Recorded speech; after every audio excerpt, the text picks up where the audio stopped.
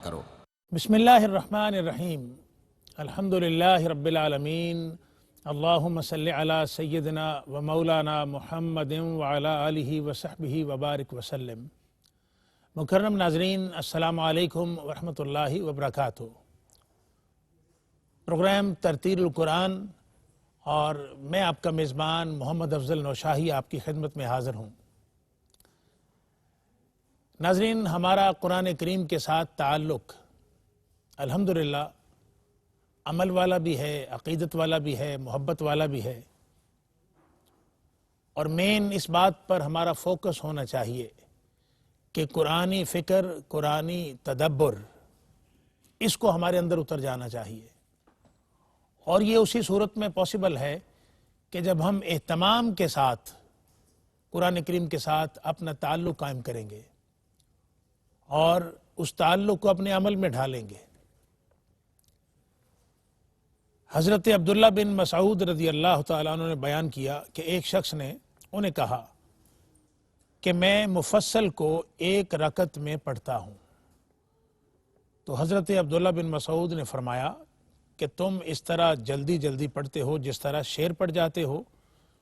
بے شک کچھ لوگ قرآن پڑھتے ہیں مگر قرآن ان کے گلے سے نیچے نہیں اترتا، لیکن یاد رکھو قرآن مجید جب دل و دماغ میں راسخ اور پختہ ہو جائے تب ہی نفع دیتا ہے۔ اس حدیث پاک کی روشنی میں ناظرین آپ بخوبی اندازہ کر سکتے ہیں کہ کس اہتمام کے ساتھ آقا علیہ السلام نے قرآن حکیم کی تلاوت سے متعلق فرمایا ہے۔ قرآن کریم کو پڑھنے کے حوالے سے صرف پڑھنا مقصود نہیں ہوتا، اس میں دوسری رائے نہیں کہ صرف قرآن کی تلاوت بھی کی جائے تو اس کا بھی اجر ہے، لیکن مقصد تو یہ ہے کہ جو قرآنی فکر ہے، قرآنی جو مضمون ہے، اس میں جو مشیت الہی ہے، جو اللہ کریم چاہتا ہے، اس پر غور کیا جائے اور پھر اس پر عمل کیا جائے۔ تو دیکھیں آج الا ماشاءاللہ ہمارے گھروں کے اندر اول تو قرآن مجید کی ریگولر بیسس کے اوپر تلاوت نہیں کی جاتی۔ ہمیں چاہیے تھا ہم اپنی نسلوں کے اندر یہ ذوق اور شوق منتقل کر کے دنیا سے جاتے کہ ہمارے بعد ہماری نسلیں کم از کم روزانہ ایک دفعہ تو قرآن کریم کو کھولیں، پڑھیں اور اس پر غور کریں، جبکہ یہ پریکٹس بڑی کم ہے اور اہتمام نہیں ہوتا، بلکہ اگر کبھی قرآن کریم کو تلاوت کرنے کے حوالے سے کسی مجلس میں ہمارا جانا بھی ہوتا ہے، اور بعض ایسی ایکٹیویٹیز کے اندر ہم یہ بات ویو کرتے ہیں، دیکھتے ہیں، غور کرتے ہیں اس بات کی طرف کہ قرآن کریم کو بڑی تیزی کے ساتھ پڑھا جاتا ہے، بہت تیزی کے ساتھ۔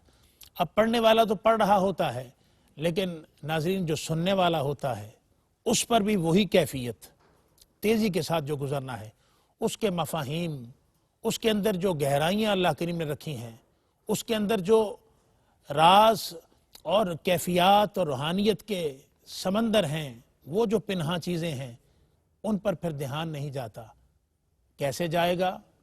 دیکھیں اگر آپ کسی صاحب نسبت کے ساتھ اپنی قربت کر لیں تو وہ آپ کو طریقہ سلیقہ بتائے گا کہ قرآنی مفاہیم، قرآنی کیفیات اور قرآنی روحانیت آپ کے اندر کیسے اتر سکتی ہے۔ بات کرنے کا مقصد یہی ہے کہ ریگولر بیسس کے اوپر قرآن کریم کی تلاوت کیا کریں، اور پھر جو مضمون قرآن کریم میں اللہ پاک نے بیان فرمایا ہے اس کو اپنے اندر اتارا کریں، اس پر عمل کیا کریں تاکہ قرآن ہمیں نفع دے۔ ہمارے پروگرام ترتیل القرآن کا مقصد بھی یہی ہوتا ہے کہ آپ کو قرآن کریم کے ساتھ اس طرح جوڑا جائے کہ آپ کی زندگی رنگی ہوئی نظر آئے قرآنی فکر کے اندر۔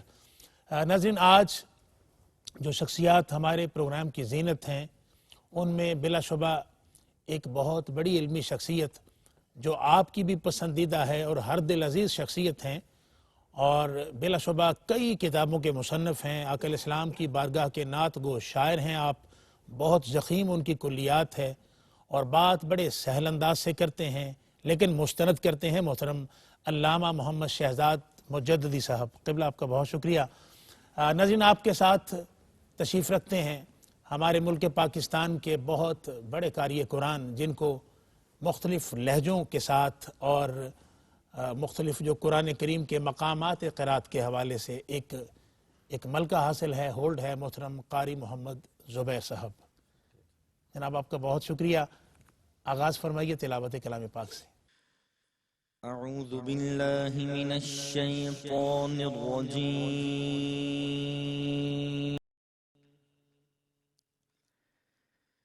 بسم اللہ الرحمن الرحیم،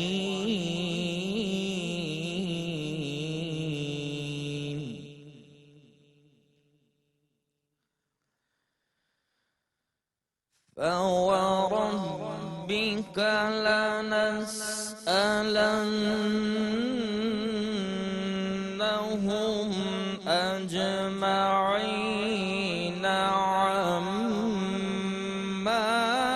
كانوا يعملون.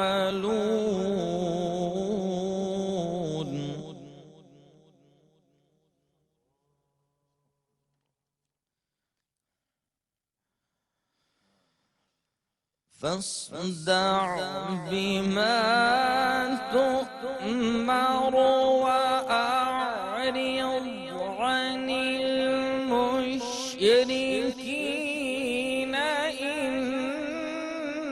إنا كفيناك المستهزئين. اللہ اللہ اکبر۔ فاصدع بما تؤمر وأعرض عن المشركين إنا كفيناك المستهزئين. اللہ إنا كفيناك المستهزئين. صدق الله العظيم وصدق رسوله النبي الكريم. سبحان اللہ۔ ناظرین، آپ نے کلام الرحمن کی تلاوت سماعت کی ہے، اور اب ہم بڑھتے ہیں محترم علامہ محمد شہزاد مجددی صاحب کی طرف ترجمہ اور تفسیر کے لیے۔ جی محترم جناب شکریہ۔ بسم اللہ الرحمن الرحیم، الحمدللہ رب العالمین، والصلاة والسلام علی اشرف الانبیاء والمرسلین وعلی آلہ وصحبہ اجمعین۔ سورہ الحجر ہے، 14واں پارہ ہے، اور آیت نمبر 92 سے قاری صاحب نے پڑھا۔ تو تمہارے رب کی قسم، ہم ضرور ان سب سے پوچھیں گے۔ مسئولیت اور احتساب کی بات ہو رہی ہے، جی سر۔ اور یہ بھی ایک اہم ترین مقام ہے قرآن پاک میں اس حوالے سے۔ اما کانوا یعملون، جو کچھ انہوں نے کیا اور جو کچھ وہ کرتے رہے، اس اعتبار سے وہ جواب دہ ہوں گے۔ ہر شخص جواب دہ ہوگا، جی ٹھیک۔ ہر ایک سے، جیسے قرآن نے کہا ثم لتسألن یومئذ عن النعیم، ہر نعمت کے بارے میں پوچھا جائے گا۔ اللہ اکبر۔ ایسے ہی وہ لوگ جنہوں نے قرآن پاک سے اعراض کیا ہے، اوپر آیت میں جو پیچھے مضمون ہے، جنہوں نے کلام الہی کو، دیکھیے ترجمہ کیا کیا صاحب کنز الایمان نے، الذین جعلوا القرآن عضین، جنہوں نے کلام الہی کو تکے بوٹی کر لیا، اللہ کے کلام کو، قرآن عظیم الشان کو تقسیم کر لیا ٹھیک ہے۔ مختلف حوالوں سے، اور ہر ایک نے اس جز کو پکڑ لیا جی اور جی سمجھا کہ یہی قرآن ہے۔ حالانکہ قرآن کو ہمیں بطور کل لینا ہے، بطور جز نہیں لینا۔ نہیں لینا، ٹھیک۔ الفاتحہ کی، الحمد کی، الف لام سے والناس کی سین تک پورے قرآن کو ہم نے اپنا منشور بنانا ہے، تب ہم منزل مقصود پہ پہنچیں گے۔ بلا شبہ، ٹھیک۔ ابھی جو آپ نے حضرت سیدنا عبداللہ ابن مسعود رضی اللہ عنہ کی روایت پڑھی ہے، تو صحابہ کرام کی ٹریننگ اور تربیت نبی کریم علیہ السلام نے یہ فرمائی ہوئی تھی۔ عبداللہ بن عباس رضی اللہ عنہ بیٹھے ہیں، تو ایک صاحب آئے، اشراق کا چاشت کا وقت تھا، تو انہوں نے کہا کہ حضور میں ابھی 10 پارے تلاوت کر کے آ رہا ہوں۔ اچھا جی۔ تو عبداللہ بن عباس رضی اللہ تعالیٰ عنہما نے فرمایا کہ اتنی جلدی تم نے 10 پارے پڑھ لی اتنے تھوڑے ٹائم میں؟ انہوں نے کہا جی میری تو روٹین ہے، میں ایسے پڑھتا ہوں.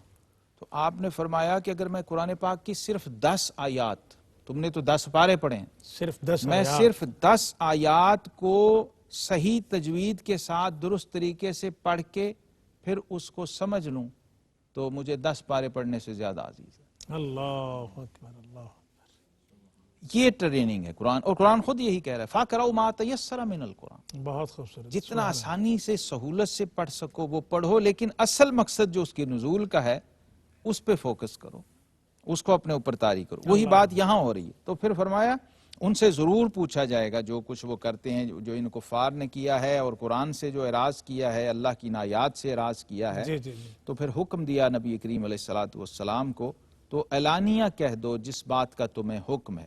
یعنی پہلے جو چیزیں پوشیدہ طور پر تبلیغ ہو رہی تھی، اب حکم آ گیا کہ آپ اس کو مشتہر کر دیں، اس کا اعلان کر دیں، جی. اور مشرکوں سے منہ پھیر لیں. وَأَعْرِضْ عَنِ الْمُشْرِكِينَ. پہلے کیا تھا؟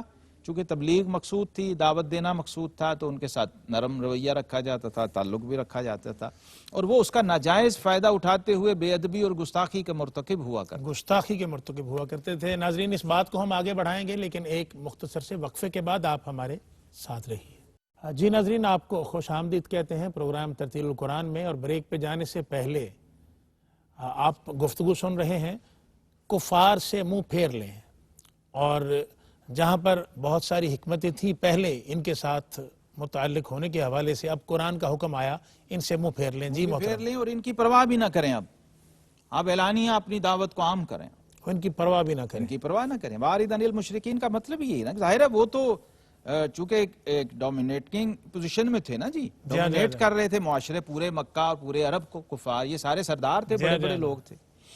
تو آپ صلی اللہ تعالی علیہ وسلم کی دعوت بالکل ابتدائی سٹیج پہ تھی. چند لوگ ابھی، وہ بھی اکثر جو تھے غلام تھے اور غربا تھے، مساکین تھے، جو لوگ اسلام قبول کر رہے تھے، بااثر لوگ نہیں تھے. تو اس لیے اسلام کی دعوت بہت آہستہ، بہت پوشیدہ طریقے سے چل رہی تھی. اب حکم آ گیا کہ اب آپ نے ان کی پرواہ نہیں کرنی، اس دعوت کو اعلانیہ پہنچانا ہے. اور ان کفار کا جو رویہ تھا، جو ہمیشہ سے رہا ہے گستاخی کا، پھر مجھے علامہ اقبال یاد آئے، وہ کہتے ہیں کہ ستیزہ کار رہا ہے ازل سے تا امروز، چراغ مصطفی سے شرار بو لہبی. لہٰذا یہاں آیت نمبر 95 میں فرمایا انا کفیناک المستہزئین، بے شک ان تمسخر اور ان مذاق اڑانے والوں پر ہم آپ کو کفایت کرتے ہیں. اللہ رب العالمین نے براہ راست نبی کریم صلی اللہ تعالی علیہ وسلم کی ذات، صفات، کمالات اور آپ کی ناموس کے تحفظ کا ذمہ خود لیا ہے. انا کفیناک المستہزئین. یہ جو بھی ہیں، اس کا مطلب یہ ہے کہ اس وقت بھی ہیں، رہے ہیں، اور اب بھی ہیں، اور یہ رہیں گے قیامت تک، کیونکہ یہ ٹکراؤ رہنا ہے. خیر اور شر کا، حق اور باطل کا ٹکراؤ رہتا ہے، تو کسی نہ کسی صورت وہ الجھتے ہیں. اچھا علامہ صاحب، یہاں پہ میں چونکہ یہ کرنٹ ایک انٹرنیشنل سطح پر ایک ایشو چل بھی رہا ہے، یہ فریڈم آف ایکسپریشن، جی اس کو آپ ڈیفائن کر دیں کہ لوگ اسی کے نام پر دیکھیں جو فرانس کے اندر ہمارے نبی معظم صلی اللہ علیہ وسلم کے خاکے انہوں نے بنائے، اور اس کو نام اس یعنی ڈیموکریٹک بیہیویئر کا دیتے ہیں اور فریڈم آف ایکسپریشن کا دیتے ہیں. اس کی کچھ لیمیٹیشنز ہیں. یہ سارا کچھ ان کا جہالت کا ایک ملغوبہ ہے، اور ان کا خود ساختہ ہے. خود ساختہ ہے. جی ہاں. یہ جو بھی ڈسپلن ہے، جو بھی یہ انہوں نے لا بنائے ہوئے ہیں، آئین بنائے ہوئے، یہ ان کے اپنے بنائے ہوئے نا. فریڈم آف ایکسپریشن کس نے بنایا ہے؟ کس نے آپ کو یہ مادر پدر آزادی دی ہے؟ اچھا، چونکہ خود ساختہ ہیں، لہٰذا اس کے اندر یہ جال سازی کا پہلو رہتا ہے، وہ خود بخود کبھی ان سے ٹکرا جاتا. بالکل ایسے ہی. جب ان کے قومی پرچم کی بات آتی ہے، ان کے ہولوکاسٹ کی بات آتی ہے، اور ان کے جو مقدسات ہیں اور تحفظات جن چیزوں پہ ہیں، جب ان کا کوئی نام لیتا ہے تو یہ تو وہاں پہ فریڈم آف ایکسپریشن وہ ختم ہو جاتا ہے. وہ سارے رولز اینڈ ریگولیشن ان کے ختم ہوتے ہیں، ساری جمہوریت ٹھس ہو جاتی ہے اس ایسے ہی. ان چھوٹے چھوٹے معاملات پر، جبکہ وہ مسائل بھی سوشل ہیں، مینجمنٹ کے ہیں، اور ان کی اسٹیٹ کی حد تک ہیں، مسلمانوں کا جو مسئلہ نبی رحمت امام الانبیاء والمرسلین صلی اللہ تعالی وسلم کی ذات گرامی کے ساتھ اور دیگر تمام انبیاء کرام علیہ السلام کے ساتھ ہے، وہ کوئی مادی نوعیت کا یا معاشرتی نوعیت کا بالکل نہیں ہے، وہ ایمانی مسئلہ ایمانی ہے جی۔ اچھا، ان کا ایک پرابلم یہ ہے کہ وہ تو اب اس پوزیشن میں ہی نہیں ہے کہ وہ محسوس بھی کر سکیں ایمان ہوتا کیا ہے۔ جی جو ایمان سے تو خالی ہے۔ ایمانیات کی نزاکتوں کو اور اس کے تقاضوں کو پرانے یہود نصارہ اہل کتاب سمجھتے تھے۔ اچھا، یہ آپ نے بڑی خوبصورت بات کر دی کہ وجہ ساری بیچ میں یہ ہے، وہ نہیں، اندازہ ہی نہیں لگا، تو ایمان ہے ہی نہیں، تو پھر وہ جو مرضی کرتے پرانے سمجھتے تھے، پرانے اہل کتاب سمجھتے تھے، کیونکہ وہ اس میں سے گزرے ہوتے تھے، وہ بلیورز تھے۔ یہ لوگ جو ہیں جس چیز پر بھی وہ بلیو کرتے تھے، جس کتاب پر بھی، جس پیغمبر رسول و شریعت پر بھی، وہ بلیور تھے۔ ٹھیک ہے، یہ لوگ جو ہیں یہ تو بیچارے اس بلیو کی کیفیت سے محروم ہیں، بالکل ایسے یہ اندازہ ہی نہیں کر سکے فیتھ کس کو کہتے ہیں اور بلیو کس طرح کیا جاتا ہے، لہٰذا ان کو اندازہ نہیں ہے اس کی نزاکت کا، اور اس پر جب پھر ریئیکشن آتا ہے تو یہ حیران پریشان ہو جاتے ہیں۔ پہلی بنیادی بات مسلمانوں کو رب کریم نے یہ بتا دی ہے کہ میرے محبوب کریم علیہ السلام کی جب ذات کا معاملہ آئے گا تو چونکہ اب قرآن نے یہ فیصلہ کر دیا ہے کہ آپ صلی اللہ علیہ وسلم رحمت للعالمین ہیں۔ شاہی صاحب، یہاں ایک اور بڑی اہم بات جو مسلمانوں کو بھی سمجھنے کی ہے، جی سر، جی سر، کہ ہمارے آقا کریم علیہ السلام کی شان کا تحفظ صرف مسلمانوں کی بقا کا مسئلہ نہیں ہے، یہ پوری کائنات کی بقا کا مسئلہ ہے۔ واہ واہ واہ، سبحان اللہ۔ اگر آپ رحمت للمسلمین ہوتے یا رحمت للمومنین ہوتے تو پھر آپ کہتے کہ ہاں جی ٹھیک ہے، اب یہ اس دائرے تک محدود معاملہ ہے، یہ مسلمانوں کی ذات تک کا معاملہ نہیں ہے، پھر تو اللہ یہ عالمین کو چھیڑ رہے ہیں، آپ قدرت کے نظام کو چھیڑ رہے ہیں، اور جب آپ اس کو چھیڑیں گے تو پھر چھڑیں گے اور آپ کا اور پورا نظام حیات درم برم ہو جائے گا، پورا نظام انسانیت اور پوری دنیا کا نظام۔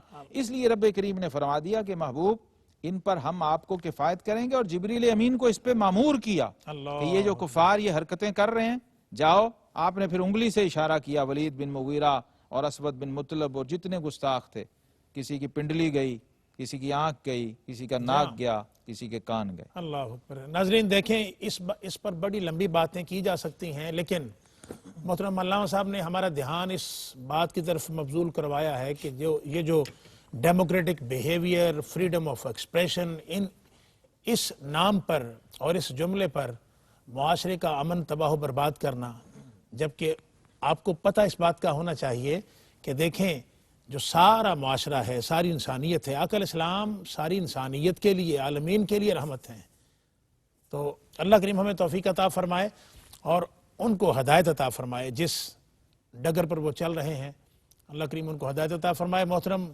قاری زبیر صاحب تلاوت کلام پاک فرمائیے۔ أعوذ بالله من الشيطان الرجيم. بسم الله الرحمن الرحيم.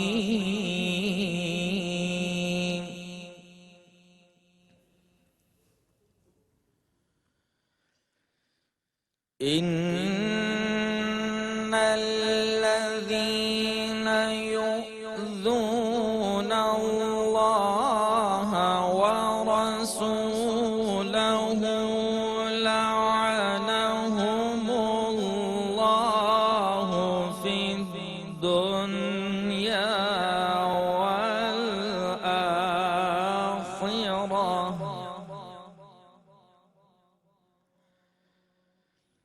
لعنهم الله في الدنيا والآخرة وأعد لهم عذابا مهينا. اللہ احسن یا شیخ، احسن، جمیل۔ والذين يؤذون المؤمنين والمؤمنات بغير ما اكتسبوا فقد احتملوا بهتانا وإثما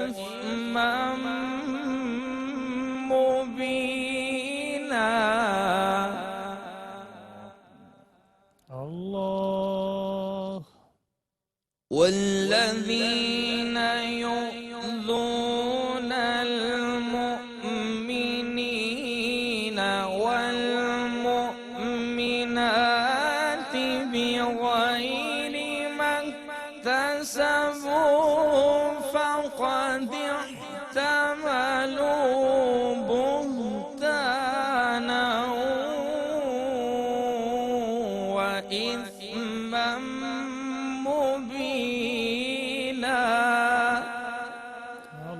فقد احتملوا بهتانا وإثما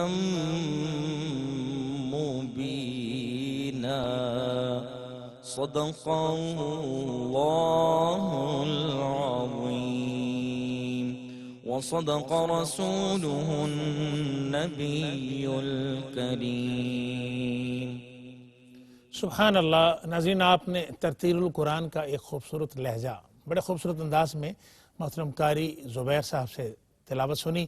ترجمہ اور تفسیر کے لیے گزارش محترم علامہ مجددی صاحب سے. جی بسم اللہ الرحمن الرحیم. سورہ احزاب ہے اور 22واں پارہ ہے. آیت نمبر 57 سے قاری صاحب نے پڑھا ہے: بے شک جو ایذا دیتے ہیں اللہ اور اس کے رسول کو ان پر اللہ کی لعنت ہے، دنیا اور آخرت میں. دنیا میں بھی لعنت ہے اور آخرت میں. لعنت کا ایک معنی ہے اللہ کی ناراضگی ہے جی. اور دوسرا معنی ہے اللہ کی رحمت سے دور. شاہی صاحب، صرف مسلمان نہیں، کوئی مخلوق بھی اللہ کی رحمت سے دور ہو جائے تو اس کا چارہ نہیں، وہ تباہ و برباد ہو جائے. جیسے یہ آج کی جو غیر مسلم دنیا ہے، جو اہل کفر ہیں، جو اینٹی اسلام لوگ ہیں، ان کے سینوں پہ یہ ایک دستک ہے جو قرآن دے رہا ہے کہ آپ جب ذات رسالت مآب صلی اللہ تعالی علیہ وسلم جو رحمت للعالمین محسن دارین ہیں، محسن انسانیت ہیں، جنہوں نے پہلی بار انسان کو انسان ہونے کا مطلب بتایا، انسانیت کا شعور دیا، جی، انسانیت کے اندر جو بھی مقدس رشتے ہیں ان کی پہچان عطا فرمائی، بے شک، تو اور معاشرتی پورا سیٹ اپ دیا ہے، پورا نظام حیات دیا ہے، قوانین دیے ہیں، رولز اینڈ ریگولیشنز دیے ہیں، ڈسپلن دیا ہے. یہ جو بین الممالک افیئرز ہیں، فارن افیئرز ہیں، وہ بھی سارے آپ صلی اللہ علیہ وسلم کی عطا اور دین ہیں. یہ ریٹن قوانین اور معاہدے، یہ بھی سارے آپ صلی اللہ علیہ وسلم کی عطا ہیں. تو ایک اتنی بڑی ہستی اور اتنی جامع الکمال اور جامع الصفات ہستی سے جب آپ ٹکراتے ہیں تو صرف یہ سائیڈ متاثر نہیں ہوتی. اس آیت پہ آپ غور کیجئے. بالکل فرمایا جو اللہ اور اس کے رسول صلی اللہ علیہ وسلم کو ایذا دیتے ہیں سب سے پہلے اللہ کی لعنت ہے ان پر.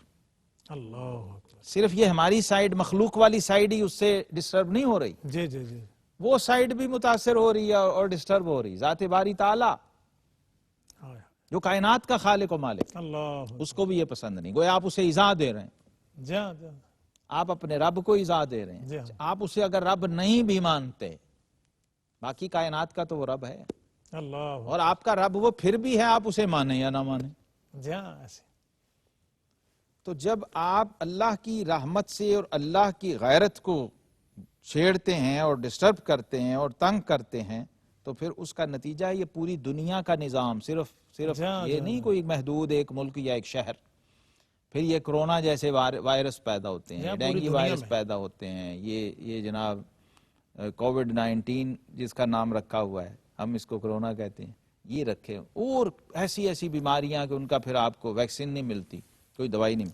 تو اللہ تبارک و تعالی کی بارگاہ سے جب اس طرح کا ریئیکشن آتا ہے تو اس کا کیا فرمایا، دنیا میں بھی اور آخرت میں بھی، اور اللہ نے ان کے لیے ذلت کا عذاب تیار کر رکھا ہے.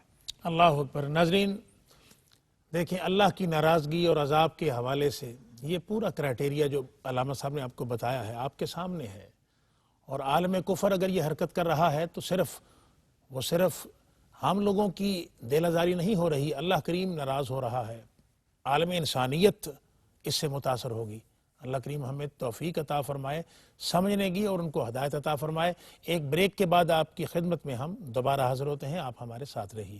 ویلکم بیک ناظرین، آپ شامل ہیں پروگرام ترتیل القرآن میں، اور جہاں سے گفتگو کا سلسلہ منقطع ہوا وہیں سے جوڑتے ہیں. جی محترم علامہ صاحب؟ یہاں پر یہ بات بھی سمجھنے کی ہے کہ انسانیت، مسلمانی یا مذہب کی بات نہیں میں کر رہا، ٹھیک، میں اخلاقیات کی بات کر رہا ہوں، موریلٹی کی بات کر رہا ہوں کہ وہ کب اجازت دیتی ہے کسی کو کہ وہ اٹھ کے اس کے باپ کو گالی دے، اس کی ماں کو برا کہے، جی ہاں جی ہاں، اس کے رشتوں کو چھیڑے یا اس کی ذات پر بلا وجہ انگلی اٹھائے۔ قرآن تو اس کی اجازت نہیں دیتا، حدیث اس کی اجازت نہیں دیتی، دنیا کا کوئی آئین اس کی اجازت نہیں دیتا۔ جی ہاں جی ہاں، تو فریڈم آف ایکسپریشن کے نام پر اس کا مطلب یہ ہے کہ آپ کسی مہذب یا سیویلائزڈ سسٹم کے لوگ نہیں ہیں جنہوں نے فریڈم آف ایکسپریشن کے نام پر ایک طرح کی آزادی کو خود ہی گھڑا ہے۔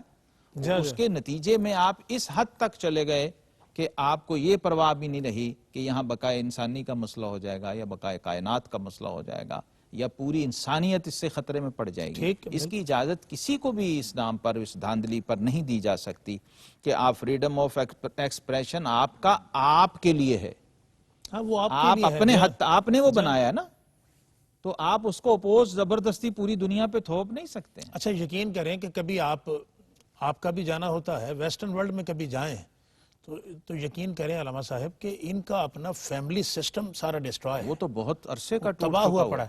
یعنی معاشرتی جو ریکوائرمنٹس ہوتی ہیں آباد کاری کے حوالے سے، خیر کے حوالے سے اور سکون کے حوالے سے، وہ نہیں ہیں یہ چیزیں۔ اس کا رد عمل ہے نشائی صاحب، یہ والی جو حرکتیں ہیں نا، یہ اصل میں وہ سوشل پیس نہ ہونے کا نتیجہ پھر یہ رد عمل ہوتا ہے، انسان رد عمل پہ آ جاتا ہے۔ جی ہاں، تو میں سمجھتا ہوں ہمارے خیال میں یہ بیمار اور مریض معاشرے ہیں، ٹھیک، تو ان بالکل کو ٹھیک۔ اپنی تشخیص کروانی چاہیے، اپنے علاج کی فکر کرنی چاہیے، نہ کہ جیسے بیمار مریض ریئیکٹیو ہو کے بعض دفعہ ڈاکٹر کوئی ٹانگ مار دیتا ہے نا، انجیکشن لگانے آتا۔ جی تو جی۔ یہ اس وقت ویسٹرن معاشرہ جو ہے اس طرف جا رہا ہے، رد عمل کی اچھا پوزیشن اس میں علامہ صاحب آپ دیکھیے کہ فرانس نے یہ بنائے خاکے اور کئی غیر مسلم ممالک اس کو کنڈیم کر رہے ہیں، جی بالکل کرتے ہیں، کئی جن ان کو کو یہ کہہ رہے ہیں شعور کہ تمہارا راستہ ٹھیک نہیں ہے، تمہارا عمل ٹھیک نہیں ہے، دیکھیں نشائی حالانکہ وہ صاحب، غیر مسلم ہے۔ نشائی صاحب غیر مسلم شاعر ہے، غیر مسلم سکولرز کی ایک لمبی لسٹ ہے۔ شاعر کہتا ہے کہ پیار ہو جائے کسی سے کوئی چارہ تو نہیں، اللہ اکبر، صرف مسلم کا محمد پہ اجارہ تو نہیں۔ تو جسے ادراک اور شعور ہو گیا نا اس ذات پاک کا، وہ تو لنکنز ان یونیورسٹی کا مین گیٹ دیکھ لیں، وہاں سب سے اوپر، سب سے بڑے قانون دانوں میں سب سے اوپر ہمارے آقا کریم علیہ السلام کا نام لکھا ہوا ہے اس میں، اللہ اور دنیا کے بڑے اداروں نے اور دنیا کے بڑے نظاموں نے اس بات کو تسلیم کیا ہے۔ لہٰذا یہ ایک طرح کی بغاوت ہے، میں سمجھتا ہوں انسانیت سے آپ بغاوت کر رہے ہیں، اور آپ تہذیب کے خلاف یہ اعمال کر رہے ہیں، یہ صرف کسی مذہب کے خلاف نہیں، یہ ڈسپلن کے خلاف ہے۔ لہٰذا اس کو روکنا چاہیے۔ اللہ اور اس کے رسول صلی اللہ علیہ وسلم کی دنیا و آخرت میں ایسے گستاخوں پر لعنت ہے۔ اللہ اکبر۔ جی محترم قاری محمد زبیر تلاوت قرآن فرماتے ہیں۔ أعوذ بالله من الشيطان الرجيم بسم الله الرحمن الرحيم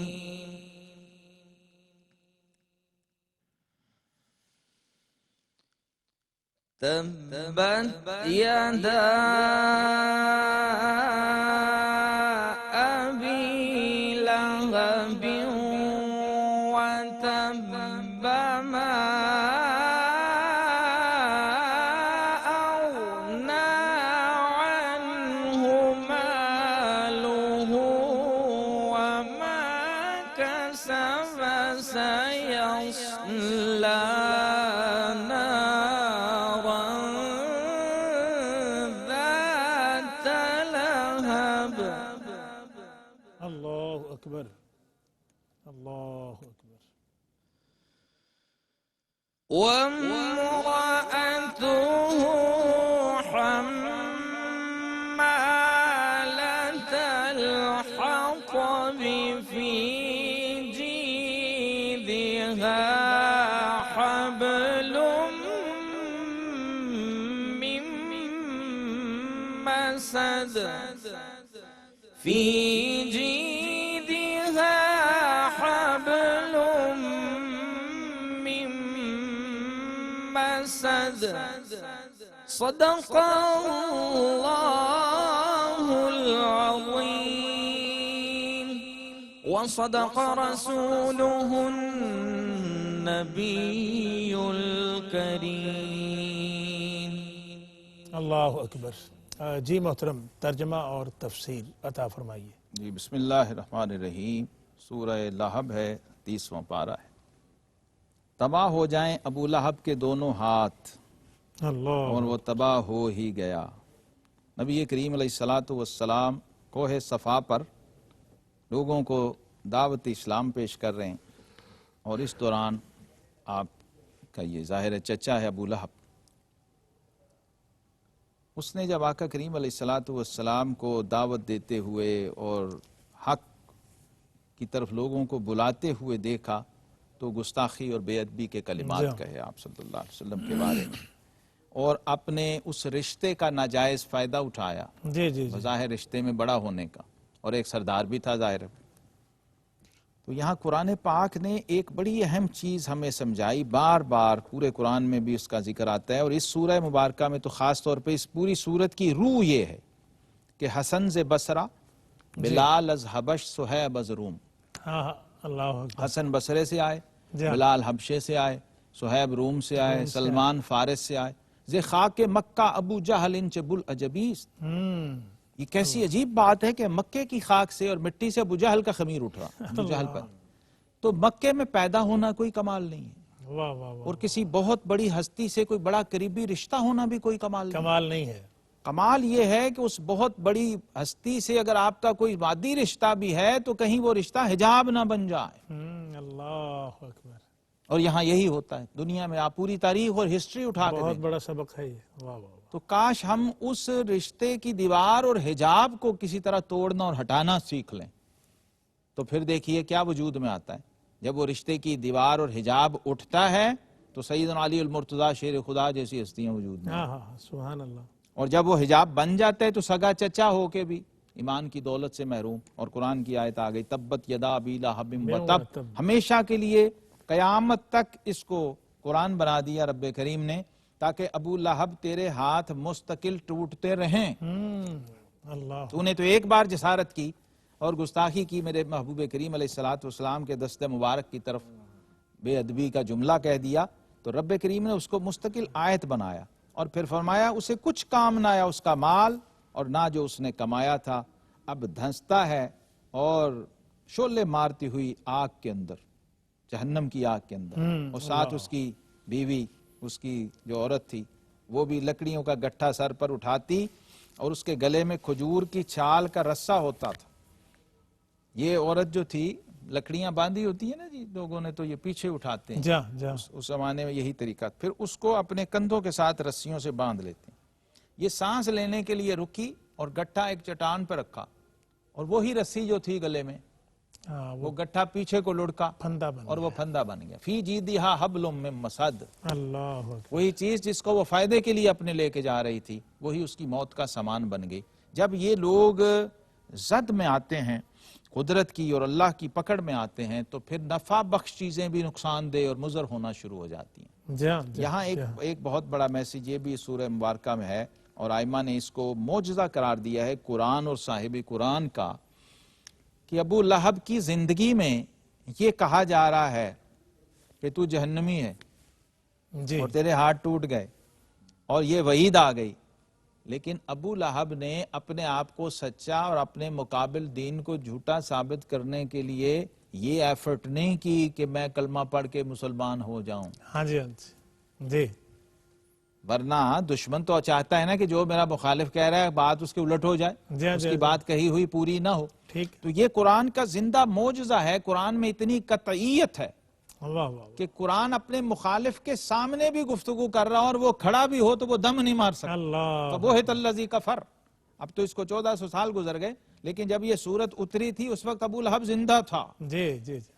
لیکن وہ اس کے کام نہیں آئی یہ بات، اس کی انانیت اس کے کام نہیں آئی، اس کا تعصب اس کے کام نہیں آیا کہ میں یہ جو کہہ رہے ہیں بھرے مجمع میں کسی طرح پوری سورت آ گئی ہے، میں قرآن کی سورت کو جھٹلانے کے لیے کلمہ پڑھ کے مسلمان ہو جاؤں. توفیق ہی نہیں تھی. جی نہیں، یہ قرآن کی نص آ گئی. اب کیسے ہو سکتا؟ اب یہ اللہ کا علم ہے نا، قرآن تو اللہ کا علم ہے. یہ لہٰذا وہ چیلنج نہیں ہو سکتا، اس لیے قرآن نے پیشگی ان کو کہہ دیا تھا فَأْتُوا بِسُورَةٍ مِّن مِّثْلِهِ، لاؤ اس جیسی کوئی صورت بنا کے، اور فرمایا تم نہیں لا سکو گے، اللہ اکبر، پہلے ہی بتا دیے، لاؤ کوشش کر کے دیکھ لو۔ یہی کیفیت یہاں بھی موجود ہے کہ اگر وہ چاہتا کلمہ پڑھ کے ایمان لا کے مسلمان ہو جاتا اور کہتا کہ یہ اب غلط ہو گیا اب بتائیے، لیکن یہ نہیں ہو سکتا تھا، چونکہ یہ قرآن کا اعجاز ہے۔ قرآن محض ایک کتاب نہیں ہے، قرآن محض ایک آئین نہیں ہے، قرآن ایک بہت بڑا معجزہ بھی ہے، اور بلکہ سب سے بڑا معجزہ ہے نبی کریم صلی اللہ علیہ وسلم کا، اور معجزہ جاریہ ہے۔ اللہ رب العزت ہمیں اس کی شان اعجاز کی طرح اس سے تعلق بنانے کی توفیق عطا فرمائے کہ معجزانہ شان جو اللہ نے قرآن کو دی ہے، ہم اس طرح سے قرآن سے جڑیں گے اور تعلق بنائیں گے تو پھر اس کے اسرار و معارف ہم پہ کھلنا شروع۔ اللہ اکبر، اللہ اکبر۔ ناظرین، اللہ کریم ہمیں توفیق عطا فرمائے کہ اگر اس کو تشبیہ کے طور پہ لیا جائے تو ہماری زندگیوں کے اندر، ہمارے معاشروں کے اندر جو بو لہبی کردار ہیں، اللہ کریم ان کا خاتمہ فرما دے اور کبھی ایسی ڈائریکشن پہ نہ جائیں۔